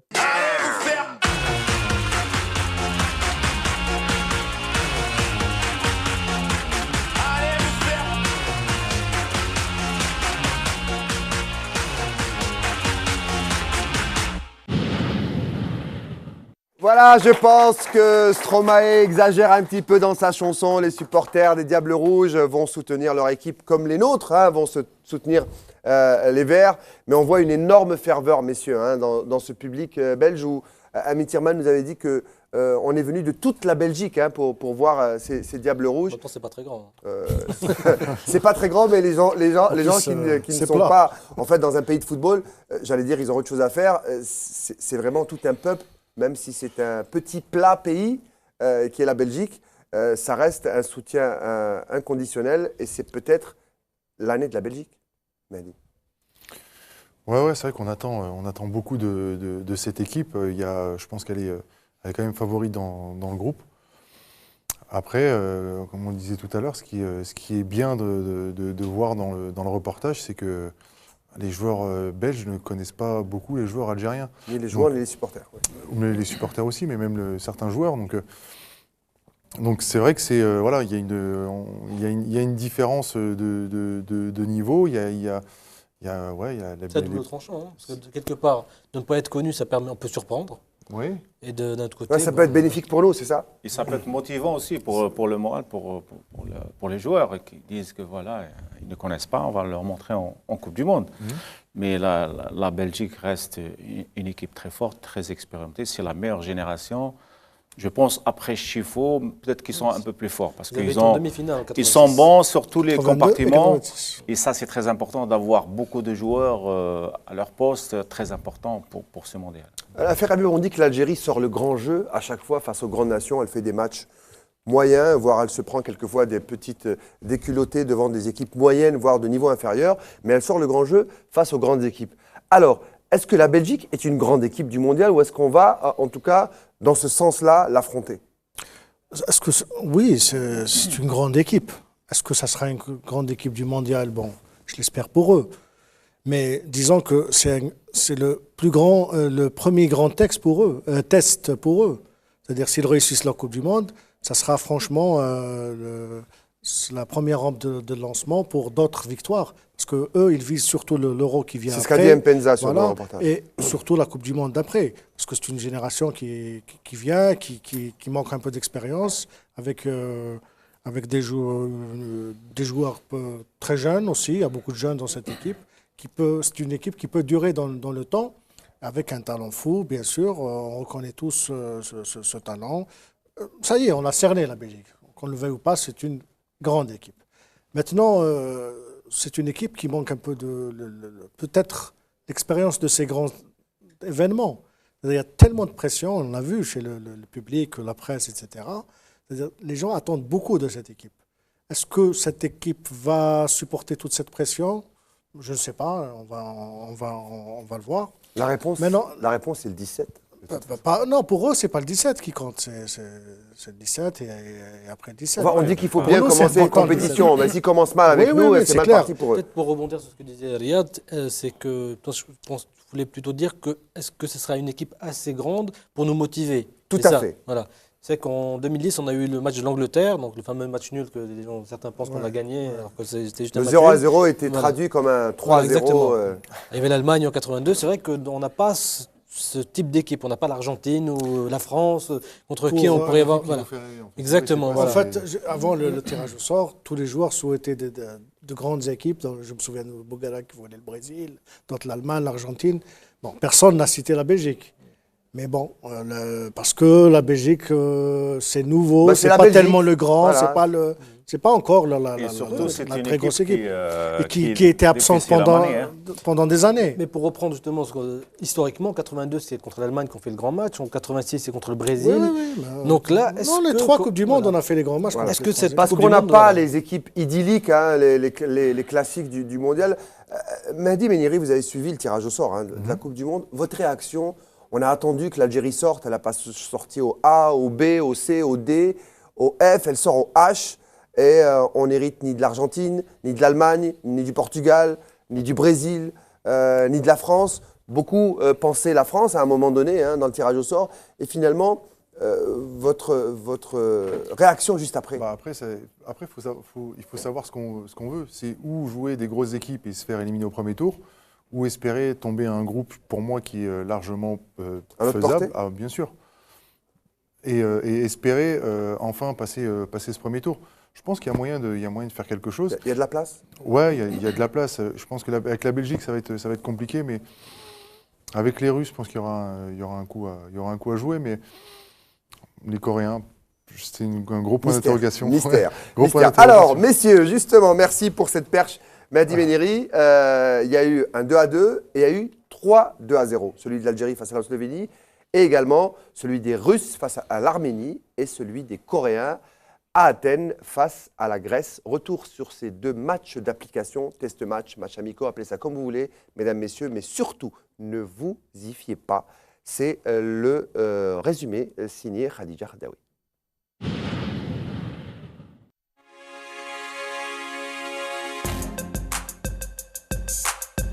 Les hommes d'Ali Lozic n'étaient pas les seuls à remporter leur premier match amical par 2-0, puisque 2 des 3 autres adversaires des Verts dans le groupe H ont rendu la même copie après leur test match.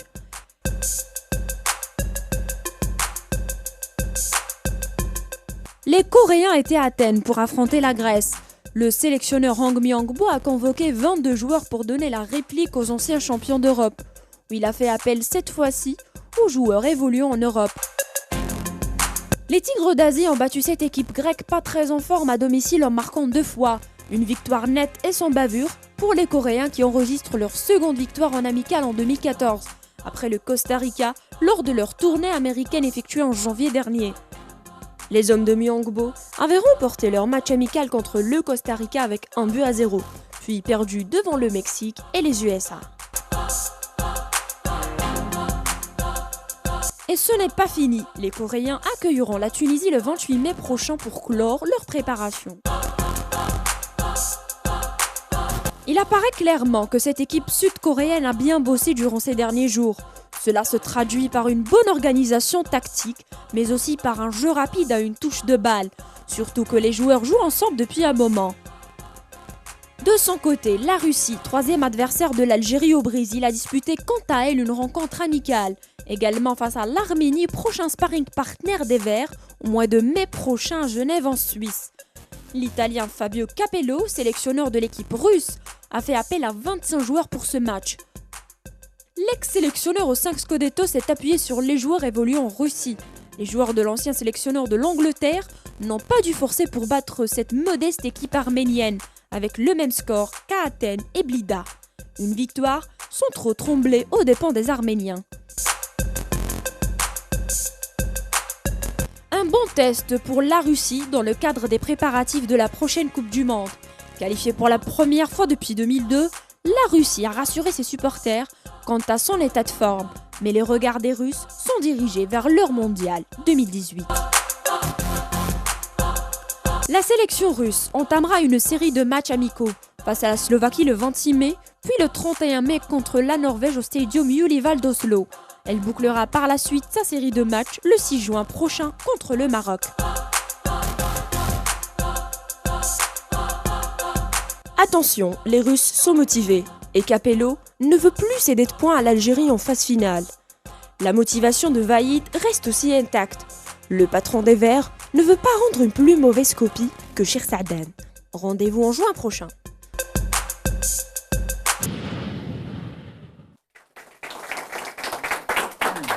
Voilà donc les sorties de la Corée du Sud, un football assez atypique qu'on doit apprendre à contrer lors de ce mondial. Et puis l'équipe russe, l'équipe del professore, je ne sais pas comment on dit ça en italien.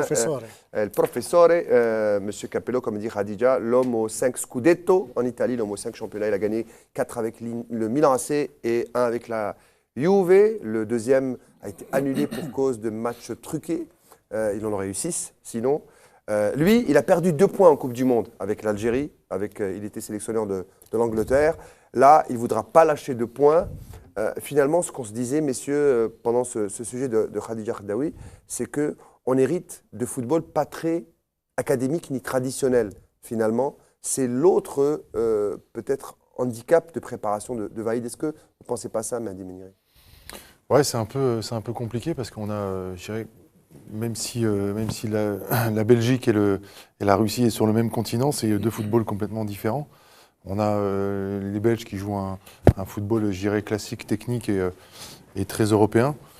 Les Russes, c'est un petit peu bizarre. C'est bizarre, c'est très technique et en même temps physique. Oui, exactement. Ouais. Ça mélange les deux. C'est les hommes du froid, donc les hommes du froid, ça va au contact. Donc ça va être un peu compliqué, je pense, physiquement. Après les Coréens, comme on le disait tout à l'heure, c'est un peu l'énigme, mais c'est une équipe qui va être certainement très disciplinée, qui va jouer, je pense, sur la rapidité et leur technique. Si je vous pose la question, on doit préparer comment le match de la Corée? Comment on doit jouer les Coréens? On doit être solide derrière, on doit aller vite, même si ça paraît paradoxal d'aller plus vite que des joueurs qu'on dit, des joueurs hyper rapides.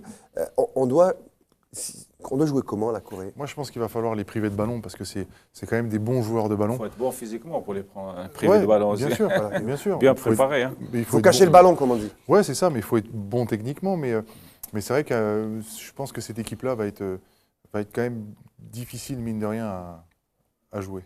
C'est une équipe vive avec des joueurs qui vont de partout, ça se déplace, disciplinés dans le jeu, un schéma tactique qui le respecte, de l'entraîneur et tout. C'est ça qui va poser problème à l'Algérie.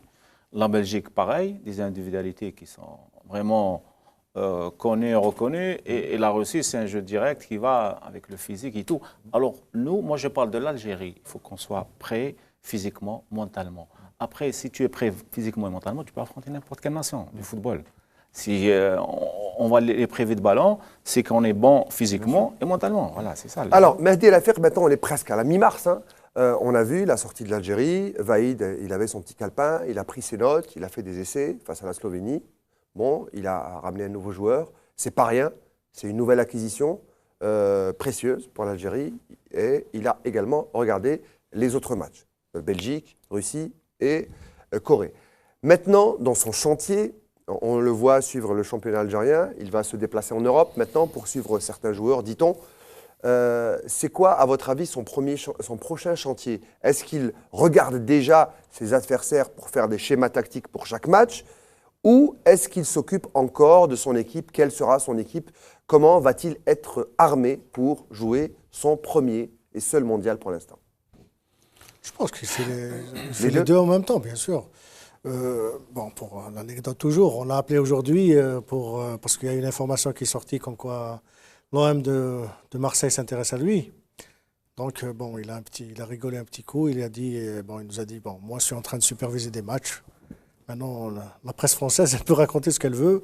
J'ai un mondial à préparer. Si elle a à choisir le mondial ou les difficultés de l'OM, il va choisir le mondial. Pour dire un peu l'état d'esprit du sélectionneur, je pense qu'il fait les deux choses en même temps. Parce que, bon, de toute façon, c'est un travail d'équipe aussi. Il ne va pas superviser tous les matchs tout seul. Bon, il va recevoir aussi des rapports détaillés des deux matchs, plutôt des trois matchs qui se sont joués le même jour. Tawfiq Qureshi était à Bruxelles. Je ne sais pas, peut-être qu'il y en avait d'autres ailleurs. En même temps, effectivement, il revoit le match de Blida, le dernier. Il est en train de peaufiner sa liste aussi. Il a sûrement, solide, hein, voilà, il a sûrement des certitudes. Après le match aussi, certaines certitudes ont été ébranlées, peut-être, je ne sais pas. Il y a Djabou qui émerge, il y a Bentaleb qui arrive, il y a Kadamouro qui... J'ai entendu tout à l'heure quelque part ici, je crois que c'est Mehdi Dahak qui l'a dit, Djabou doublure de Ferrouli. Est-ce que, après ce match, est-ce qu'on peut imaginer un Djabou comme doublure ou est-ce qu'on peut imaginer un duo Ferrouli-Djabou? Est-ce que c'est possible à votre avis? Déjà, Djabou, il progresse. Djabou, il était un joueur de 10 minutes. Là, il joue. Ah, il va arriver il a fait 60 minutes. Il va être titulaire au mondial. Là, il arrive, il progresse. Mehdi Dahak, il est dans les petits papiers de Vaïd, Mehdi Dahak. Je pense que son équipe, il n'y a pas non plus énormément de choix, comme on essaie de le dire. C'est vrai qu'il a des joueurs à voir, mais dans son système de jeu, c'est facile. Il a Slimani en pointe, il a deux joueurs sur les côtés, ce sera Soudani. Vous pensez qu'il va rester dans son mais il n'a pas le choix, il va mettre qui? Il n'a pas Hazard, et voilà, c'est ce qu'il a comme joueur. Il a Soudani à gauche, il a Ferrouli à droite, il a Slimani dans l'axe, ça sera un petit peu au milieu, peut-être que maintenant il a... Ça va jouer entre Djebour et Riles pour le mondial? Oui, ça c'est pour les autres places, mais si on parle vraiment de l'équipe qui va jouer, c'est ça. On a Bentaleb, je pense qui va jouer juste derrière. Il y aura des places. Qui va payer la place, l'arrivée de Bentaleb, à votre avis? Il y aura des Lassène, il y aura Guedioura, c'est pas mal de joueurs qui ont perdu du temps de jeu. La chance de Bentaleb, on n'a pas ce profil. Exactement, on a besoin de ce profil. Exactement. C'est-à-dire que c'est un joueur qu'il faut le préparer maintenant pour le mondial. Il y a trois atouts. Qui joue. En fait, il est jeune, il est compétitif, il est titulaire à Tottenham, c'est-à-dire c'est pas le Big Four, mais il est dans les 6 premiers clubs d'un des plus gros championnats il n'aura pas de concurrence. Il prend un peu le rôle qu'avaient espéré beaucoup d'entraîneurs à donner à Yebda à un moment. C'est-à-dire de jouer le relais entre le milieu et l'attaque. C'est ce rôle-là qui nous manquait, c'est le lien entre le milieu et l'attaque. Vous pensez qu'il a bien joué ce rôle pendant ce match? Franchement, on ne peut pas juger sur ce match. On ne peut pas vraiment juger sur ce match. C'est le profil qui est intéressant. On a essayé Taider à un moment dans ce profil-là. C'est peut-être pas forcément, il n'a peut-être pas l'envergure, même si très techniquement il est présent, il est là. Il marque, mais même en club, le problème c'est qu'il ne joue pas forcément en club. Le football, tu récupères et tu vas vers l'avant. Tu récupères, tu vas vers l'avant. Lui, il a ce profil. Non, mais il a plus que ça. On n'a pas. Il ne fait pas que redonner. Non, mais il a cette intelligence de jeu. On a entendu notamment quelqu'un qui fait Fernandez, qui a été dithyrambique après la prestation de Bentaleb, qui a dit ce joueur, il a tout, il a l'intelligence, il a le placement. Mais s'il le fait intelligemment, c'est ce qu'il fait. C'est pas facile de récupérer le ballon, tout de suite aller vers l'avant. C'est qu'il y a une intelligence, il y a la qualité du joueur, et c'est ça qui est très... Il n'aura pas de concurrence, Bentaleb, il n'aura pas de concurrence. Il y a une confiance qu'il inspire, on voit tout de suite, premier match, les joueurs s'appuient sur lui. C'est-à-dire que c'est un joueur qui dégage une certaine confiance avec sa technique. Voilà, donc il a une place à jouer. Et en plus, il n'y a pas de concurrence, Mehdi. Voilà, non, mais il y a le caractère aussi. Il n'aura pas moi, de concurrence. Franchement, messieurs, moi j'étais étonné par mais s'il est son professionnel, caractère. Il a pris tout de suite le jeu à son compte. On a senti que c'était un des patrons, alors qu'il a 19 ans, qu'il vient de débarquer 24 heures avant Alger. Non, c'est bien, c'est clair, il a des qualités. C'est énorme comme mental pour un joueur d'un si jeune âge. On a écouté également des anciens joueurs avec lui à Lille qui disaient c'est un gars qui a la grinta, qui n'aime pas perdre. Ça aide aussi le mental pour aller de l'avant. C'est primordial de jouer, tout passe par la tête dans un premier temps. Donc si on est fort, on est costaud, on est concentré, psychologiquement, après, les pieds ils suivent tout seuls. Donc, là, c'est un joueur qui démontre qu'il a de la qualité, qui sait jouer vers l'avant, qui sait récupérer le ballon. Voilà, maintenant, il faut s'imposer. Il ne faut peut-être pas trop lui en demander tout de suite parce que, en même temps, la Coupe du Monde va arriver très rapidement. Donc, c'est un joueur qui arrive, j'irai au bon moment, mais un petit peu trop tard. Donc, il faut qu'il confirme sur les matchs à venir. Il faut qu'il continue à confirmer en club. Donc, c'est probablement un très grand joueur d'avenir. En fait, il a une énorme chance et il n'a pas le droit de se rater. Exactement. Au niveau du groupe, on peut peut-être évoquer, il a intérêt à être bon parce que arriver comme ça à la veille de la Coupe du Monde, on en parlait déjà la dernière fois, ça peut créer des tensions. On va parler de ces frictions, Mehdi, Dahak, parce qu'on oublie ce qui se passe en coulisses, à l'intérieur, l'esprit du groupe, comme on aime enjoliver à le dire, etc. Mais c'est très, très important. Messieurs, on arrive, c'est vrai que le mondial c'est bientôt, la fin de l'émission aussi, mais c'est juste la fin du vol parce qu'on va repartir bientôt. Et une dernière escale, elle nous est offerte par votre ancien coéquipier, Majid Bougara, qui était en visite il y a quelques jours à Alger, une visite pas en tant que capitaine de la sélection, mais en tant qu'ambassadeur de l'UNICEF pour la protection de l'enfance. Rahim Lebour l'a rencontré. Interview.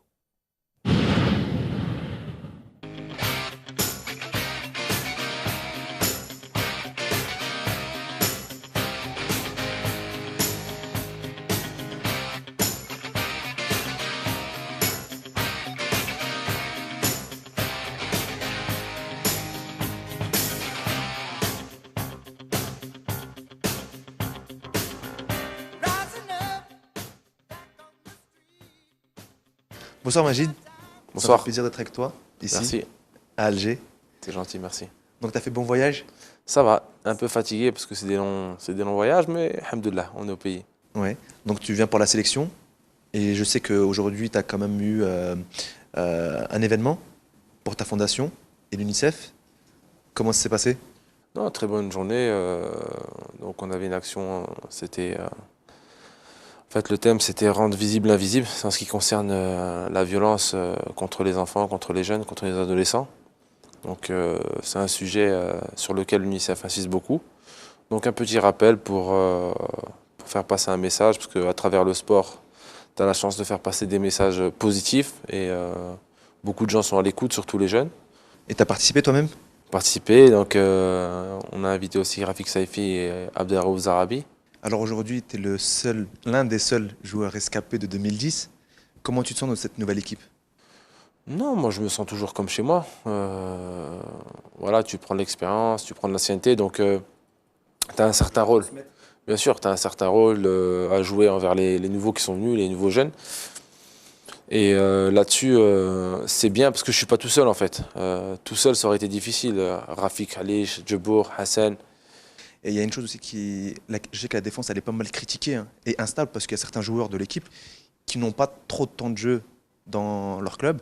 Alors, est-ce que tu penses qu'ils seront prêts pour le mondial? Bah écoutez, non. Regardez l'équipe de France, c'est un peu partout pareil quasiment, tu vois, à part vraiment les grandes nations, on va dire comme le Brésil ou l'Italie ou je sais. Mais voilà, c'est... non, Medjani, il a retrouvé un club, il joue tous les matchs, Rafik Halis, il joue tous les matchs, bon, Belkalem, il s'est blessé, et là, il va revenir, Inch'Allah. Moi, je rejoue... Non, ça va. Ouais, tu penses que ça va le faire? Après, voilà, si tu regardes bien tous les matchs qu'on a fait précédemment, voilà, c'était quasiment jamais la même défense alignée, tu vois, en parlant des 4. Ça a souvent changé, soit l'arrière droit il changeait, soit le central, soit à gauche. Donc voilà, il faut une stabilité, la défense est importante. Bon, il y a eu beaucoup de blessés à l'époque, le coach a dû faire avec. Et voilà, moi je suis content parce que cette génération a beaucoup de joueurs entre 18 et 23 ans. Donc au moins quand je partirai, je sais qu'il y aura une bonne équipe solide pour l'avenir, Inch'Allah. Justement, alors toi qui marques le but contre le Burkina et qui nous envoie au Mondial 2014, comment tu l'as vécu ce moment-là, toi? Magnifique. Magnifique, un peu... J'y ai pas cru pendant quelques secondes parce que j'ai senti la balle taper, mais je cherchais la balle et tout d'un coup j'entends un cri et je vois les filets un peu bouger. Donc, ouais. Tu vois la balle au fond et là tu... Ouais, voilà, c'est là que j'explose et puis ouais, c'est magnifique. Hein. Majid, tu arrives à un certain âge, hein? Je te souhaite encore de faire encore un mondial. Inch'Allah. Inch'Allah, comme on dit chez nous. Mais est-ce que tu prépares l'avenir après le mondial? Est-ce que tu as des projets? Bon, en ce qui concerne le foot, je vais rester le plus longtemps possible. J'ai entendu qu'il y avait une offre des États-Unis, d'un club des États-Unis. Oui, j'ai eu une offre des États-Unis. C'était sérieux alors ou... Non, ouais, c'était sérieux. J'ai parlé avec les personnes concernées, avec l'entraîneur.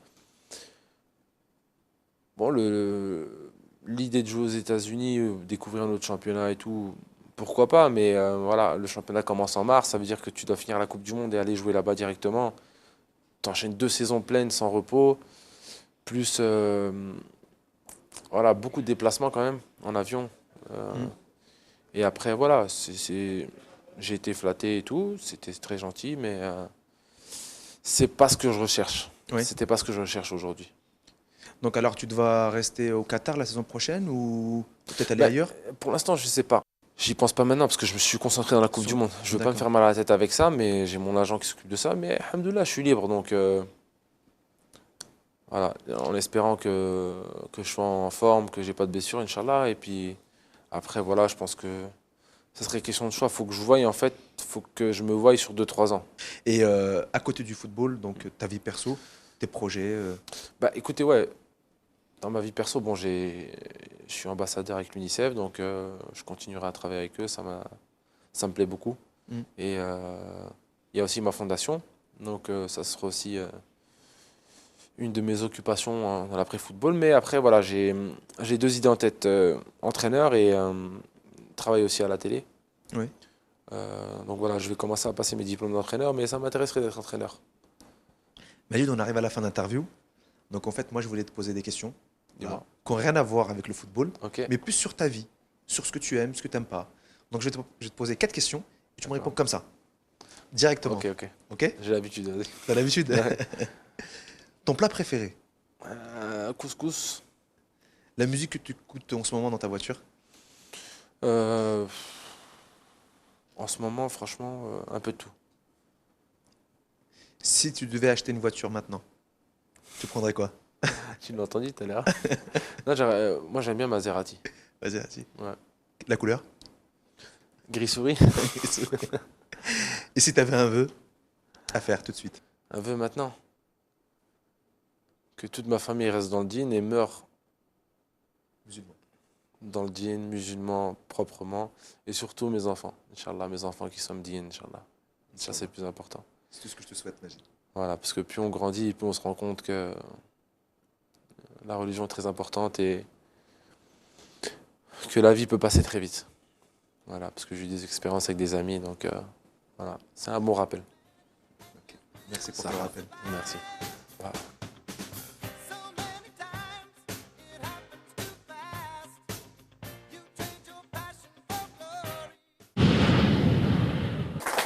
Voilà donc ce petit moment de, je ne vais pas dire de sincérité, mais un petit peu une interview perso qu'a réussi à avoir Rahim Lebour avec le capitaine des Verts, Majid Boughalla. On arrive donc à la fin de cette émission, messieurs. On a parlé un petit peu de ce match face à la Slovénie, de ce qu'ont fait nos adversaires. Il nous reste encore 2 matchs. L'Arménie, qui a été défait par les Russes, et la Roumanie, c'est le dernier match, ou l'avant-dernier match, avant peut-être un test match sur place au Brésil. Vous êtes confiant, vous y croyez comme le président qu'on a cette possibilité? Mehdi l'a dit tout à l'heure, on a cette possibilité cette fois-ci de passer au 2e tour? Quel président? La fédération. C'est la bonne préparation physique, les joueurs, les blessures épargner les blessures des joueurs, d'être costaud mentalement. On va en Coupe du Monde pour affronter 3 nations du football. Ce n'est pas le Brésil ni l'Allemagne. On peut sortir notre épingle de jeu et ça dépendra des joueurs qu'il y a actuellement. Oui, après tout, c'est vrai qu'on parlait tout à l'heure des adversaires. On n'a pas de grands adversaires, mis à part la Belgique, si c'est relatif. Après tout, les équipes qu'on va jouer en amical, ça correspond à peu près, peut-être pas au niveau, mais c'est ça. Ce sont juste des matchs de préparation. Voilà, exactement. Mehdi, vous allez suivre cette préparation et le mondial, je ne sais pas, vous allez le suivre au Brésil ou dans votre café, parce qu'il y a une reconversion assez spectaculaire, l'ancien international, l'ancien joueur pro. Maintenant, vous êtes patron de café. C'est votre nouvelle vie. Parle-nous un peu de ça, parce que peu de supporters algériens. On va voir quelques images que va nous montrer Mehdi Haddad de votre café. C'est à Nancy, voilà, on voit. C'est un reportage qu'a réalisé une chaîne Il s'appelle comment déjà régionale. Columbus Café. Vous pouvez faire la pub, ça n'existe pas ici. Voilà, je t'ai fait la passe. Voilà, au lieu de faire une passe, on sert un muffin, voilà. Et racontez-nous un petit peu comment s'est passée cette reconversion. En fait, c'est après ma carrière, je cherchais quelque chose d'autre à faire. Je dirais dans le football, c'était un peu compliqué, un peu bouché, je dirais. Maintenant, voilà, j'ai eu la chance de rencontrer les bonnes personnes au bon moment qui m'ont donné cette idée-là. Et puis je me suis lancé, même si je connaissais rien au métier. Je me suis formé, j'ai appris. Et aujourd'hui, voilà, j'ai un nouveau challenge. C'est un nouveau, ouais, c'est une autre expérience, c'est une nouvelle vie, c'est un nouveau challenge, ouais. J'ai la possibilité de donner du travail à certaines personnes, donc voilà, Tu recrutes des émigrés? J'en ai. Mais ouais, non, mais c'est bien. Et puis en même temps, de manager une équipe, c'est un peu comme être un entraîneur, c'est de garder un bon groupe toujours au top. Mais je vends du café. Voilà. En parlant de recruter des émigrés, quand Mehdi Nasser, vous êtes en contact encore avec des anciens de la sélection? Ouais, Majid et Karim Ziani, ça fait un petit moment que je ne l'ai pas eu, mais c'est pratiquement les 2 seuls anciens joueurs avec qui j'ai des contacts. Qu'est-ce qui retiennent un petit peu de... Par exemple, Karim Ziani, tu as joué aussi avec lui, je crois, aux Émirats. À 3. À 3. Oui, on a joué ensemble à 3. Il fait partie d'une génération, un peu, avec Nadir Belhadj, entre autres, qui sont partis un peu au Qatar, qui ont été un petit peu oubliés après la Coupe du Monde. Comment ils vivent ça? Comment est-ce qu'ils vivent ça? Ouais, je pense qu'ils sont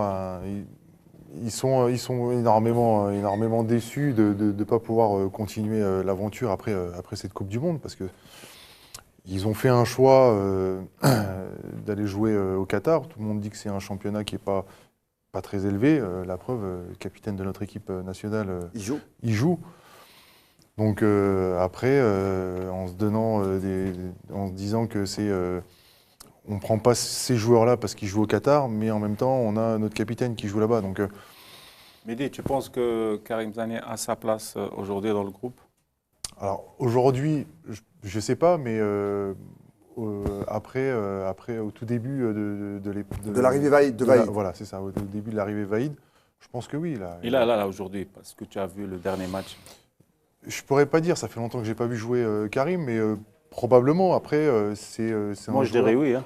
Ouais, oui, moi, je dirais certainement. Oui, hein. Mais moi, je suis d'accord avec toi. J'ai été le premier surpris de sa non-sélection au départ. Non, c'est un choix de l'entraîneur. Ça a été une excuse au départ de se dire je ne prends pas les joueurs qui jouent dans ce championnat-là. On a Magid. Donc après c'est l'entraîneur le patron. Mais c'est vrai qu'un joueur comme Karim, peut-être qui donnerait un petit peu d'étincelle dans cette équipe. Donc voilà, après. Ça n'a jamais été l'excuse de Vaïd. Le fait que ce soit le championnat du Qatar. Vaïd ne le voulait pas, tout court. Il y avait, la preuve, c'est Majid Bouguelra. Il ne faut pas oublier que Belhad, c'est lui qui a mis fin à sa carrière internationale. Maintenant, il reste le cas de Ziani. C'est un choix de l'entraîneur. Voilà, ce n'est pas le championnat qui a fait la différence. C'est-à-dire que c'est un choix de jeu, c'est un choix de caractère aussi. De caractère, beaucoup de caractère. Voilà, on va savoir qu'est-ce qu'on a raconté à Vaïd à son arrivée, etc. Et peut-être une rupture, il voulait marquer son territoire, faire la rupture. Il voulait faire une rupture avec l'ancienne génération. Karim Ziani, c'était un joueur quand même, qui avait une certaine personnalité et surtout il a porté l'équipe sur ses épaules en quelque sorte pendant de nombreuses années. Et quand on a un entraîneur comme Vaïd qui a aussi beaucoup de personnalités, c'est peut-être le choc des personnalités qui a fait que... Oui, mais des fois, il faut penser à l'intérêt de l'équipe nationale. Voilà, le débat peut continuer encore longtemps. On salue encore les anciens capés. On arrive à la fin. En tout cas, pour vous, la Coupe du Monde s'est râpée. Vous ne jouez pas parce que vous ne pouvez pas fermer le café, je crois, à Nancy. Ouais, non, je ferme jamais. Grand écran, on est quand toujours même, ouvert. Non, c'est parce que j'ai une clientèle assez féminine, donc le foot, elle s'en fout un peu. C'est pas féminin? Si, regardez derrière moi et vous comprendrez que le foot, c'est aussi féminin. Merci, messieurs, d'avoir été avec nous ce soir. Merci, mesdames, messieurs, d'avoir fait ce vol avec nous pour Rio. Restez patients. Oui, on va finir par y arriver à Rio. Je vous assure, merci de votre fidélité. Merci à tous, messieurs, d'avoir été avec nous. Merci aussi aux jeunes de l'Olympique de la Médina de Cuba qui ont fait le déplacement, qui ont veillé tard avec nous. J'en vois certains qui ont les yeux qui collent. Les jeunes footballeurs du quartier de Cuba, merci à tous. Merci de votre fidélité. On se retrouve dans une quinzaine de jours, peut-être un petit peu moins. Bonsoir.